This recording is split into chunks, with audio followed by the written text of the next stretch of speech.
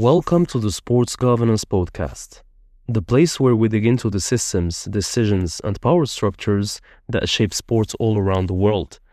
This is episode 7, and it also marks the beginning of a new milestone.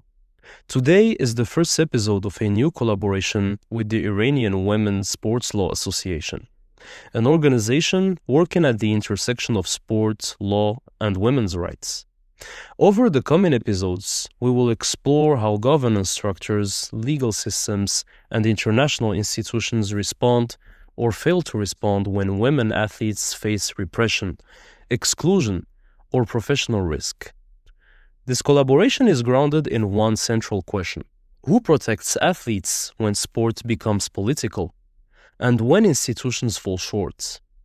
To open this series, I am joined by someone whose experience reunites elite sports, legal practice, and safeguarding advocacy. Our guest today is Nikki Dryden, an Olympian, sports lawyer, and safeguarding expert. Nikki is widely recognized for her work in athlete rights and governance, and she has contributed extensively to discussions around integrity, protection, and reform in international sports, including through her work with Law in Sport. In this episode, we will examine the risks athletes face when they withdraw from competition during times of national or political crisis. We will discuss the legal and professional consequences of those decisions, the role of NGOs and independent advocacy networks, and the responsibilities of federations and international governing bodies. This conversation is not only about crisis response.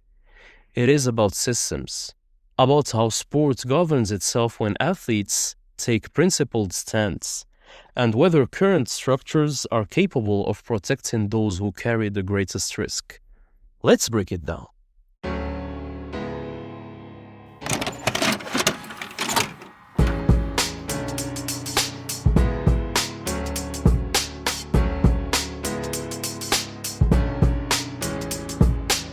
Nikki, thank you very much for joining me today. You bring a very unique perspective to this conversation. As an Olympian, a sports lawyer, and a safeguarding expert working at the intersection of governance and athlete protection, I am genuinely impressed by how you have navigated both elite sports and legal advocacy at the highest level. Could you start by telling us about your journey? How your experience as an athlete shaped your transition into law and safeguarding, and how that trajectory informs the work you do today in protecting athletes during times of crisis. Yeah. Well, thank you, Eunice, so much for having me on the podcast. I'm very excited to speak about athletes always. So I was, just your typical Canadian swimmer. Both my mom and dad are Aussies, so that's why I'm a swimmer and not an ice hockey player. But I always dreamed of going to the Olympics. The 1984 LA Olympics were on in my time zone. So I was about 9 or 10 years old, and I just consumed every moment of that Olympic broadcast. And that's really what planted the seed for me of the Olympic dream. And with that came a whole bunch of stories and storytelling that go along with that.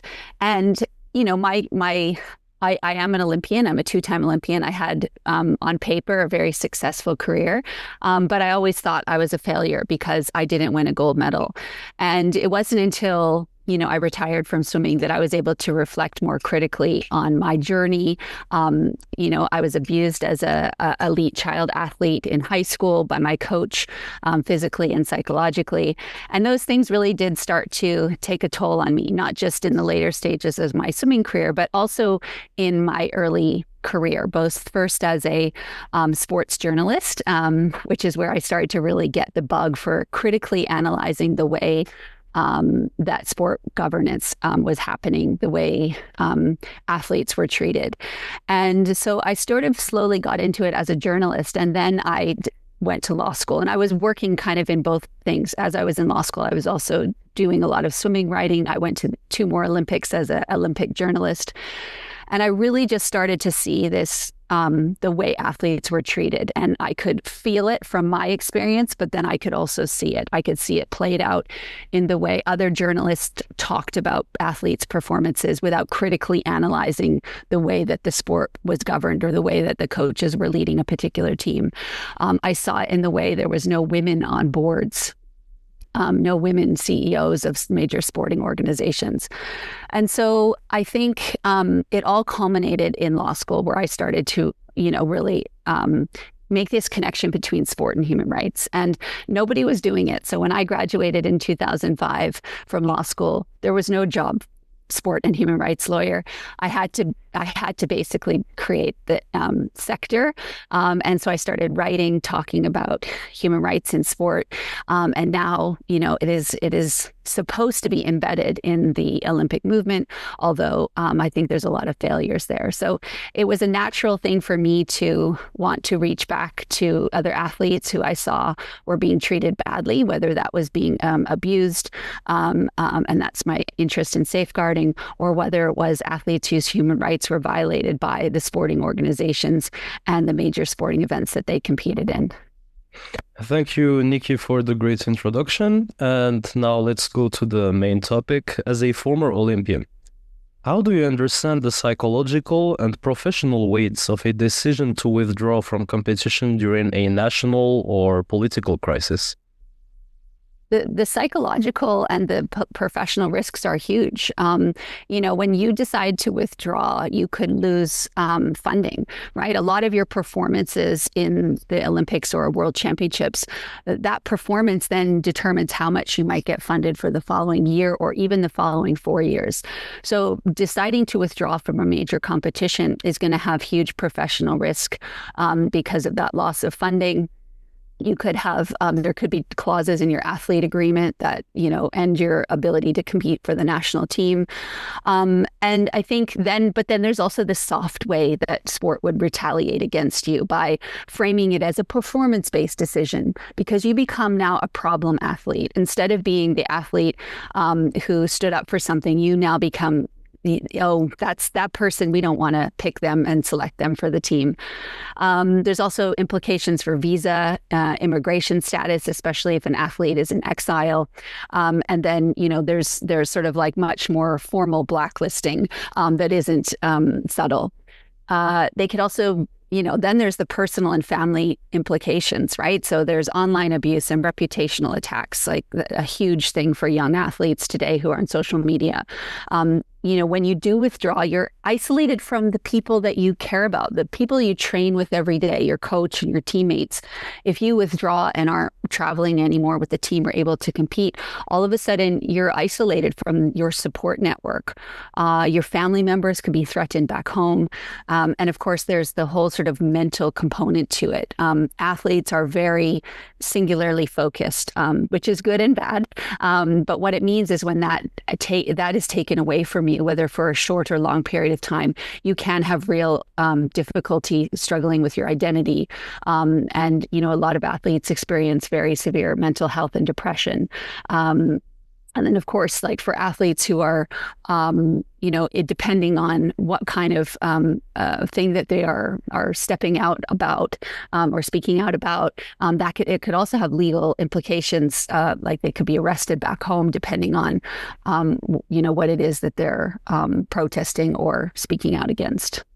Nikki, you mentioned the challenges and risks that athletes can face. But from a legal and safeguarding perspective, what are the most immediate risks athletes face when they withdraw from national teams or competitions? Like if we talk about the short term. Yeah. Well, they immediately probably need some kind of independent legal advice, right? So, and I think that's the thing that's missing. And it's why, even though I mentioned that I do, have created this space of sport and human rights, I never get paid to do it. So all the work I do for athletes is free, is pro bono. So it's very difficult to find lawyers who can provide free and independent legal advice to athletes. There's the mental health immediate mental health support that you need, again, from people who are in a confidential setting. There's the temporary funding issue. So all of those sort of longer term things, they are also, those safeguards are needed in an immediate situation. There needs to be rules to protect athletes from non-retaliation.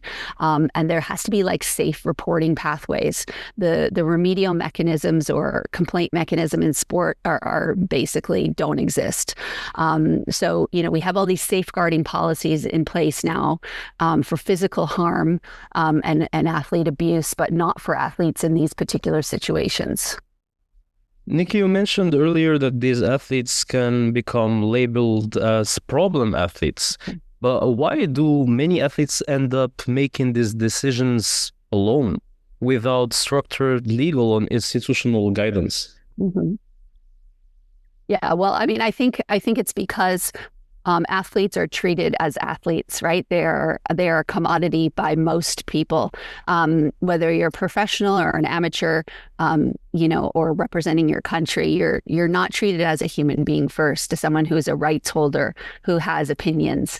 The very famous quote that was lobbied at LeBron James is "shut up and dribble," and I think that remains true for all athletes around the world. It's very difficult for athletes to speak up in any context and to have the resources to do that. And LeBron is in another world, right? Multi-billionaire, probably, I don't know, millionaire at least. Most athletes are struggling just to survive. LeBron also has some really problematic points of views, I would say, but yeah, go on. Yeah, but he's just he's an elite person, right? He has access to a lot of resources where the typical Olympic athlete or athlete competing at the World Championships, even from a highly industrialized country, they're not going to have resources like that. They're going to be struggling. Are you saying that there are some athletes that got more to lose than others? For example, if we mention the example of the Winter Olympics with the Ukrainian athletes that was banned from the competition, do you think if he was a bigger name and someone who has more to lose, he wouldn't have done the gesture he's done? No, I think sometimes it's the opposite. If you have more to lose, you also have more opportunities to sort of be able to come back from it. So if you think about Colin Kaepernick, who is the American quarterback who stood up for Black Lives Matter, in the very early days of that movement, he had everything to lose, and he did. He lost his entire sporting career. But because he was already famous, because he was such an extraordinary athlete, and because he did stand for something, Nike was able to keep him on, and so that if you're really big, I'm not saying you don't lose, because obviously he lost his whole career, but he was still, there were other avenues for him to be taken care of. Whereas, for an athlete from the global South who speaks up or is lost their homeland or it is coming from a place of conflict, that's going to be extremely difficult to come back from. And now if we switch from athletes' perspective to organizations, in practice, what can NGOs and independent advocacy networks realistically do when an athlete is at risk? Where are they most effective, and where do you see their limits? Well, NGOs are they function almost as the shadow protection system for athletes, right? They fill the gaps that a formal sporting system refuses to close. So, they're already in existence. They can provide rapid response. They often understand how to work with the media in order to create international support. That visibility can then help protect an athlete who's at risk. They often, NGOs can help with asylum and immigration relocation. They are connected in their communities to trauma-informed support and mental health. So NGOs are amazing, right? And but they're underfunded. They don't have any formal jurisdiction, and they're only leveraging moral pressure. There's no regulatory authority for them to act. And so I think this was the example of the work that I did organizing a team of independent people as well as NGOs in Australia that evacuated the female athletes from Afghanistan. No sporting organization would help us, right? We were told from FIFA, we were told from the IOC, that's not our job to help these female athletes, even though their lives were in danger under the new Taliban regime. And even though they'd been poster girls for the new Afghanistan and been held up by FIFA and held up by the IOC as sort of a picture of women's athletic prowess. But they were left all alone. And it was NGOs and individual athletes that we all came together to help those other athletes, and certainly it wasn't the institutions that you would think should be set up for that. But one of my colleagues and her group, Human Rights for All, they already had the systems in place to be able to process the visas and get those humanitarian visas going, and so we needed them. We couldn't have done what we did without the support of an NGO here in Australia. And I think that's the case for a lot of the athletes that were evacuated from Afghanistan. So since the NGOs don't have necessary funds, the sports governing bodies refuse to help. What responsibilities do national federations have toward athletes in these situations? Where do you most commonly see the governance gaps? Yeah.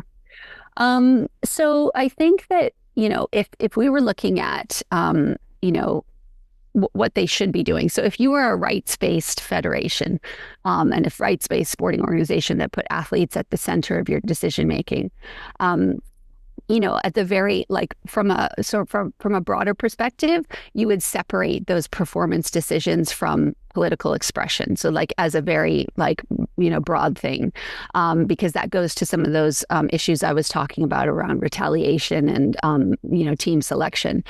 There would be sort of independent reviews on how your funding is allocated. They would, it wouldn't be, there wouldn't be punitive action for athletes who make decisions to, speak out or have a conscience about a particular topic. The problem is that athletes or sporting organizations fall back on these, bringing sport into disrepute. And so athletes, get collected into these, legal contracts that are, not a two-way street. Athletes don't negotiate the terms of those contracts, and then they're just sort of forced to sign them. And then these disrepute clauses just allow sporting organizations to sort of do whatever they want with athletes. So I think they need to move from, and this is something that will be very difficult for sporting organizations to ever do, but they need to move away from this control-based governance and this authoritarian governance that they currently have to something that's a duty of care, right? Putting the athlete at the center of decision-making. And I sadly, I don't see many organizations that look like that at the international level. I'm starting to see it at lower levels when you look at, even clubs or what we call grassroots or community sport here in Australia. There are organizations and sports that are trying to do human-centered decision-making, but it totally is counter to the way sport governs itself and thinks about itself. And you think about that, the European model of sport or whatever the heck they call that, it's very hierarchical. That's not good for rights-based decision-making. You mentioned something really important, which is the duty of care. With all their slogans about integrity and ethics, how should international federations or the IOC actually intervene when national systems fail to protect these athletes? What is realistically possible under these frameworks, even if they are not doing so now?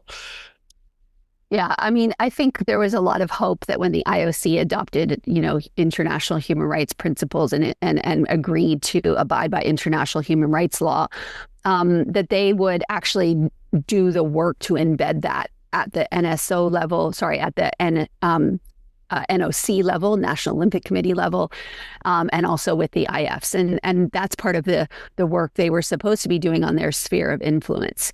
But at the other hand, when you ask them, why these other organizations, the IFs and NOCs, are allowed to behave the way they do, which is suppressing athlete rights and not abiding by human rights, they say, oh, well, we don't actually have any power to do that. I'm like, you have you have the biggest lever in the world, which is money. I mean, the IOC is where all of these federations get their money. It's where all of almost every single NOC. Money, power, and also credibility. Exactly.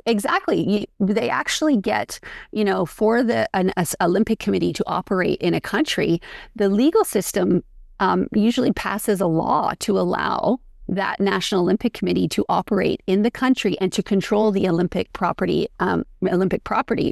So the Australian Olympic Committee controls the word Olympic. They control the medal, all these words that allow them to then exploit it for further financial profit.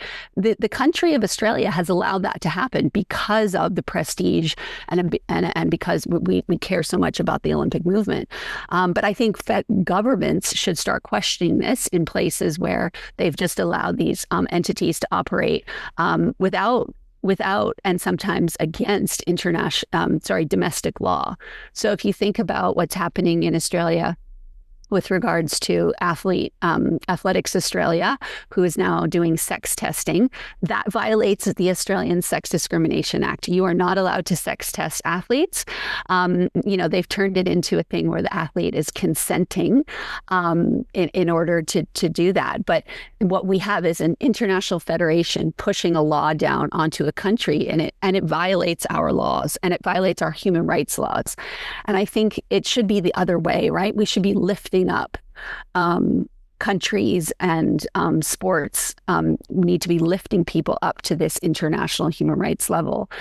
And so I think where what IFs and NOCs NOCs what they do well is, sometimes they will talk about neutrality, right? And you think, okay, that sounds pretty good on paper. Sometimes they provide refugee athlete pathways, right, for a few select athletes that get to be on a refugee team. And sometimes they offer these solidarity statements, right? The Olympic truce. So they do a couple things on paper that look like human rights, and they look like they're supportive. But what ends up happening is these neutrality things, they end up functioning as the neutrality clauses often function as a suppression of free speech. There's no independent emergency protections in place.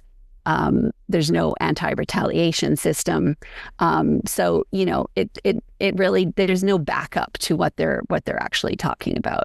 And I think a perfect example of this is, the Afghan female refugee team member breakdancer in Paris, when she, unfurled her cape that said "Free Afghan Women," she was kicked out of the Olympic Village. We're talking about talk about no safeguarding. She's a refugee who was kicked out onto the streets of Paris. And I think that we have to actually think about what this looks like in practice, and how they aren't actually protecting athletes, and it's not creating safe spaces either. When would we draw the line then?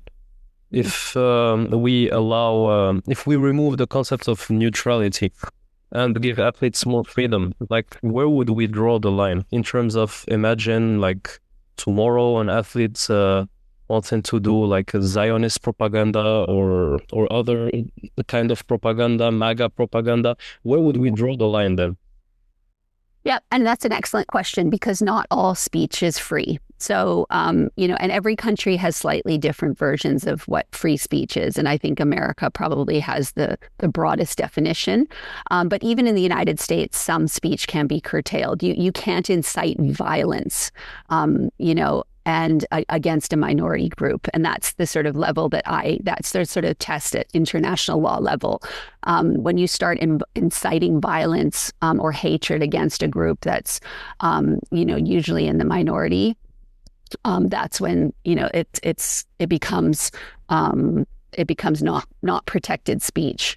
And this is why, but it's hard. And as you said, there are a whole bunch of other organizations that would want to activate those free expression concepts. And what you have to do is what the IOC should have done, 10 years ago when this started to become more of an issue, is they should have put in place a set of independent experts in free speech so that they could start to create like hypotheticals and think through these scenarios so that when it happened at the Olympic Games, they would have a response. If athletes know the consequences. Right now, there's no the athlete explanations for Rule 50.2. They're so convoluted. They actually contradict the Olympic Charter. The Olympic Charter just has threats and all sorts of things that, they're going to take away your medals. They're going to erase you from Olympic history. There's no actual formal process. And as you can see, the athlete from the Ukraine had to go to the CAS ad hoc tribunal after he was prohibited from competing. I mean, what kind of a process is that? That's not remedy. That's not a complaint mechanism. That's a joke. And and that's because the rules aren't laid out clearly, right? And because they keep trying to not address the situation through a human rights lens. And so if you actually, and this is what the IOC does, they like to take things that are like words like good governance or human rights, and they put their own twist on it. And their own twist is never quite enough. And then they find themselves in these situations like they are, where they've banned the Russians, but not the Israelis, where they've banned the Russians, but they won't let a Ukrainian athlete speak about the war. The reason the IOC is in this position is because they weren't clear and they didn't follow a proper process. And so, they only have themselves to blame for the mess that they've gotten themselves into with regards to how these athletes interact with their rules and regulations. So I didn't totally answer your question about getting rid of neutrality, but I think that that word, I just don't understand that word. I would prefer to have human rights language, which is, I appreciate that the international human rights system, just like the international sports system, were created in the global north for white Europeans. So I appreciate they're structurally racist, both systems. But from a human rights perspective, it's kind of the best thing that we have at this moment. So let's try to at least elevate ourselves to that. And then we can, do what we can to try to critique it as well. Let's be honest, there is nothing such as neutrality. Yeah. This is something I understood in life in general. And you mentioned Kaepernick earlier, but what happens to other athletes' contracts, sponsorships, and professional send-in when they take principled stands? Are there legal mechanisms that could be better protecting career opportunity or not? Already existing. Yeah. So, I think if the IOC and sports federations and even national governments, right? Like this doesn't have to be just the IOC, because I don't think they're ever going to do something like this. But imagine if we did have an NGO that was funded by Olympic solidarity money, that created like an independent rapid response unit, for example. The athlete indicates, I need support. It's confidential. They have like cross-border authority. And it comes into play and sort of protects athletes, providing temporary stipends or something that's not controlled by their national federation. So like a protected funding mechanism. There could be rules that the IOC could put in place, rules about non-retaliation. So, in Australia, we have a national integrity framework. As part of that framework, there are rules that say you can't retaliate against someone for raising a particular case of abuse. And that's so important for getting people to come forward and to talk about what's happening behind closed doors and on the sporting pitches around the world. We have to have that sort of much more, non-retaliation is a really important part of exposing the underworld and the dark side of sport. And if the IOC had something like that for athletes who are willing to speak out, that would be very much needed. And as you said, like the legal and even relocation pathways, we have to have those relationships already built. And one of the most important things about safeguarding is creating networks. And so you want to create networks of care wherever you're working in the space of safeguarding.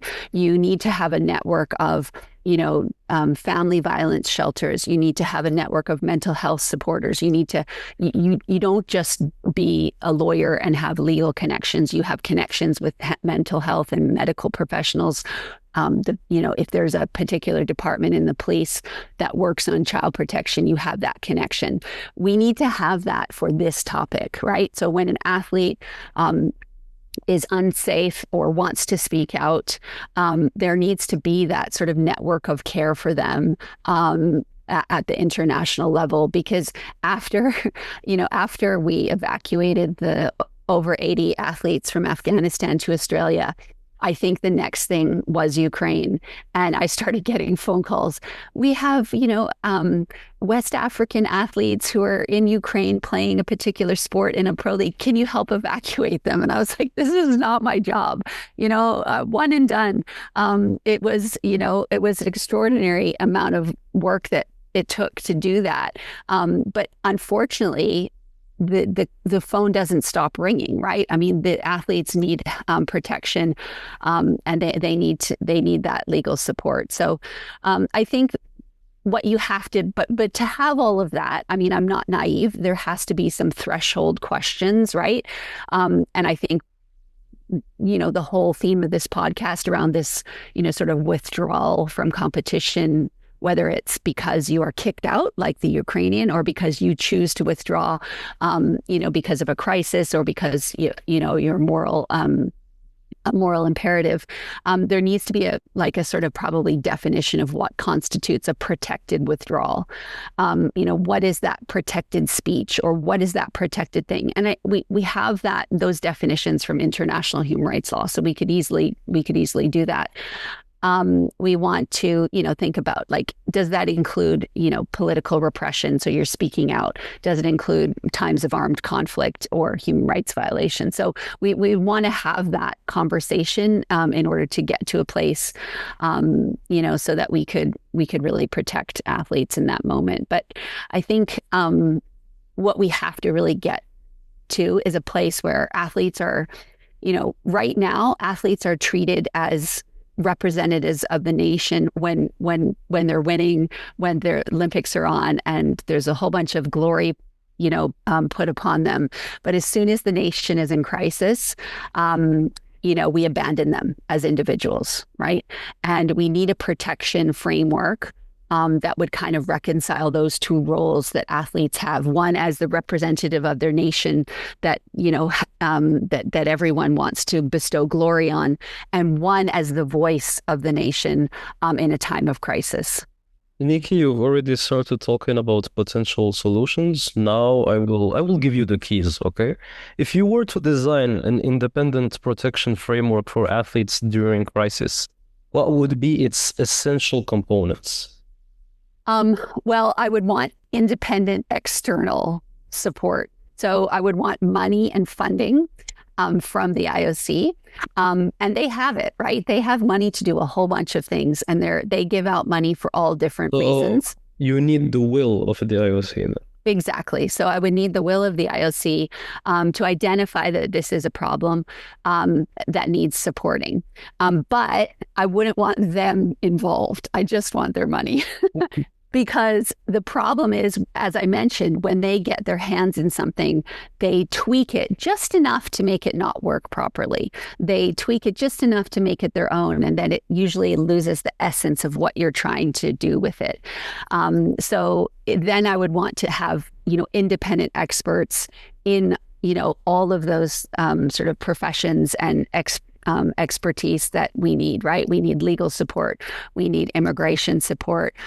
We would need mental health support. So I think, we're we're talking about quite a niche area, but I think it's only niche because the people in power, white Europeans, white North Americans, white Australians, they don't quite understand why somebody would do this, right? Because their lives are pretty decent.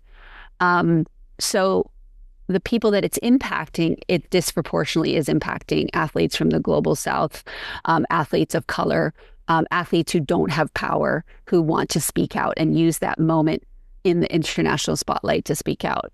And so I think it's going to be a very difficult challenge. And so what probably would be my advice and recommendation for people working in this space, trying to figure out how do we actually create some kind of cohesive efforts to support athletes in this situation, is making sure that safeguarding experts see this as a safeguarding issue.